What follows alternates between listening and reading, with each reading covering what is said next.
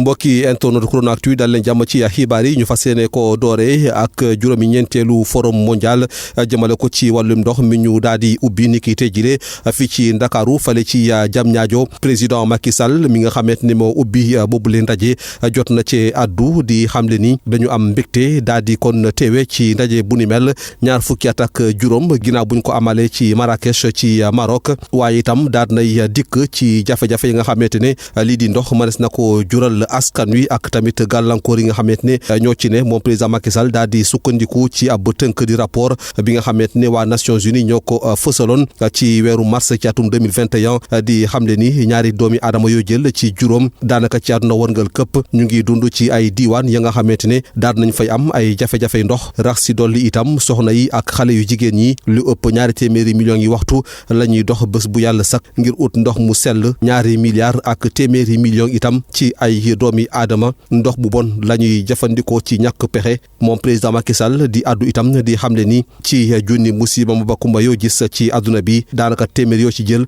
juróom-ñeent fukk yëpp ndox moo koy waral di fàttali ne kon Sénégal mooy dalal bile juróomi ñeenteelu forum mondial jëmale ko ci wàllum ndox ñu daal di koy tijji ni ki tey jile ñu fas yéene ko woyal ba ñaar fukki fan ak juróom-benn ci weeru mars mi ñu ne lu ëpp juróom-ñetti téeméer ci ay participants lañ ci xaarandi waaye nag coow daal na ci tabbi ndax nag ville bu Ndakaaru ñoom itam daal nañuy amal seeni ay yëngu-yëngu bopp jëmale ko nag ci boobule forum ndax dañoo gis ni nguur gi daf leen di beddi ci mbir mi te monte de ay organisateur lañu waral nag Barthélémy Dias ak ñu mu àndal ñoom itam di amal seeni forum bopp ci abu ponk bi ñu taamu ñu daal di koy tuddee l'eau à Dakar Dakar dans les eaux wax ci jàmmarlo yu am fale ci Casamance ci bëtu gànnaaru Sindia ginnaaw bu l'armée wu Sénégal jekko ñi nga xamante ne ñoom ñooy rebelle yi ànd ak Salif Sadio mbir yaa ngi woy ba léegi waaye nag ay bakken daal nañ ci rot ndax daal nañu xamle ni rebelle yi ñàkk nañu lu toll si ay ñeent ci ay doomi aadama bu dee ci l'armée gi ñaari ñoo ñàkk seen bakken ñaareel boobee sax dafa bokkoon ci ñi nga xamante ne dañoo jëlee woon ay gaañu-gaañu ci xeex ya wax ci wàllum politique ak candidature Khalifa Babacar Sall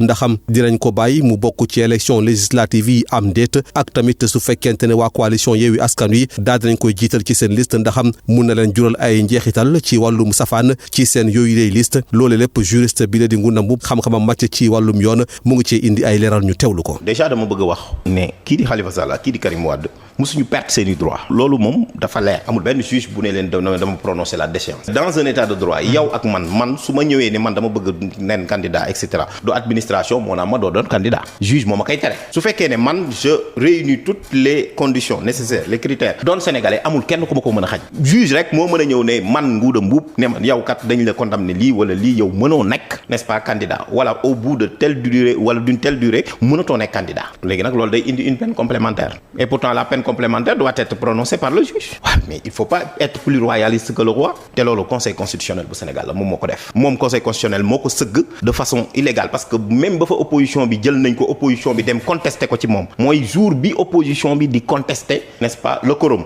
ci la rendre les deux décisions rendre la légalité parce que code électoral bi dafa am des dispositions à caractère organique donc la saisine était obligatoire pour le président de la République opposition bi dem attaquer les dispositions ordinaires mooy les articles L29 ak L30 yi nga xamante ne moo nekkoon L30 ak L31 conseil constitutionnel sëgg ko te sëgg ba mu ko sëgg dafa ñëw ne loolu conforme na méngoo naag constitution du Sénégal am na ci droit ñoom lañ ko jox mais à côté moom conseil constitutionnel 2016 dafa ni Sénégal kenn mënu fi yokk mandat kenn mënu fi wàññi mandat dégg naa sax ay nit di wax Macky Sall 2016 et cetera en 2016 ce qui se posait c'était un problème n'est-ce pas de durée et non pas de renouvellement. Le renouvellement des mandats c'est déjà dans la clause d'éternité c'est terminé.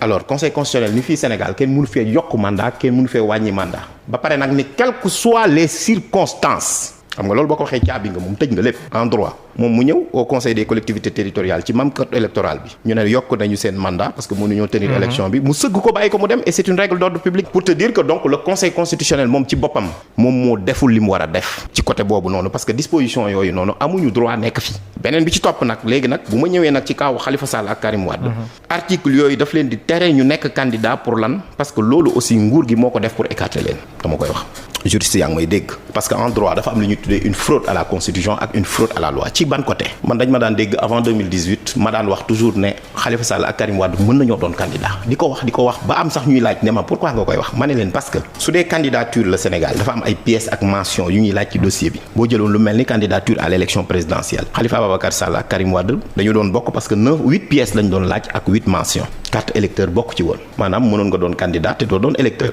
léegi bi ñu xamee ni condamné nañ leen si la ñu ñëw ñu réformer le code électoral article L57 ni tout Sénégalais électeur donc da leen di viser ñoom directement du point de vue même éthique et même de la loi parce que une loi doit être impersonnelle et donc générale et même le problème de la non rétroactivité de la loi ça posait problème parce que ñii dañoo amoon droit pour nekk candidat parce que benn juge musul prononcer la déchéance pertuñu seen droit kon leeroon na ñu dugal un élément mu écarter leen parce que élément boobu boo ñëwee article L57 da lay yóbbu ci article L31 ak L32 moom moo nekk L29 ak L30 donc c'est fait à dessein parce que boo jëlee dañoo yokk un nouvel élément te constitution bi article 3 élément yooyu mu wax moom la article L26 moom la retenir parce que le constituant sénégalais au même titre que le législateur soo liree code électoral bi ak constitution bi dañu am une conception souple de l'électeur ma jox la exemple Sénégal dafa am des électeurs inscrits et des électeurs non inscrits gis nga ñoom la ñoo xamante ni c'est des électeurs mais dañuy bind seen carte n'est pas inscrit sur le fichier électoral pourtant c'est des électeurs man su ma neexoon tey élection yi ma dem ne leen dindi leen ma ci fichier bi pourtant je suis électeur donc dafa am des électeurs inscrits est-ce que loolu mën na ma tere ma bañ a doon candidat donc la nouvelle réglementation est une fraude à la constitution c'est une fraude à la loi donc day écarter Karim Wade soo ko dindi woon tey bu ñu dindi woon article L57 boobu tey rek Khalifa Sall ak Karim Wade dañuy nekk candidat kon li leen tere ñu nekk candidat obstacle boobu nguur gee ko dugal malgré la condamnation kon cela montre que en réalité donc dañu leen a donc xañ beneen bi ci topp les articles L29 ak L30 li tax méngoowul ak sunu constitution conseil constitutionnel bu France moo ko wax même su ma nee Sénégal dañu am suñu droit boobu parce que tamit li may wax damay bëgg toujours muy cohérent parce que barki démb dafa am sunu collègue buy wax ni président problème contre-saint ministériel etc. donc la jurisprudence française ma ni leen la jurisprudence française peut ne pas être celle sénégalaise je donne un exemple l'affaire par exemple Wuri Diallo en matière de décret de grâce en France c'est un acte de gouvernement au Sénégal ça ne l'est pas mi ko président jëlee pour dire clairement que en fait tey jii nii disposition yooyu noonu méngoowul ak sunu constitution méngoowul sax même ak disposition yi nga xamante ni nii moom la ñu xaatim ci CEDEAO ak Union africaine léegi nag mu am nag yeneen aussi parce que Karim Wade moom moo wane woon yoon bi li ma doon wax di ko yeggale mooy bu ñu la nee tu es inéligible mënul doon une inéligibilité intemporelle et absolue alors que les articles L22 L29 L30 loolu la leen di teg loolu pour mu mën a am pour ñu mën la ko teg yow il faut que juge prononcé ko donc disposition yooyu noonu problème la indi parce que ñoom ñoo dérégler le code électoral léegi nag Karim Wade moom bi mu ko xamee sax Karim moom dafa dem inscrire après ñu génne ko ci parce que loolu la moom ak Khalifa Sall comme purgé nañ seen peine ba mu jeex dañoo war a dem inscrire sur les listes électorales parce que tey jii nii même bu ñu relever woon la peine sax il faut ñu inscrire parce que dañ ni pour nga nekk candidat il faut nga nekk électeur donc ñoom ñoo war a dem inscrire bu ñu ko bañee nag bu boobaa noonu conseil constitutionnel prononcé wu na ci ba pare ñoom ñu dem cour de justice de la CEDEAO su leen neexee mais en l'état actuel nii disposition yi ni mu ne dañu leen a exclure de fait par une loi qui est considéré comme une fraude à la loi comme une fraude à la constitution. mbokki internet Chrono Actu lii lañ la indiloon ci xibaar ni ki tey jëlee dig daje ëllëg lay doon incha allah si gën a jotaay xibaar jàmm ak jàmm.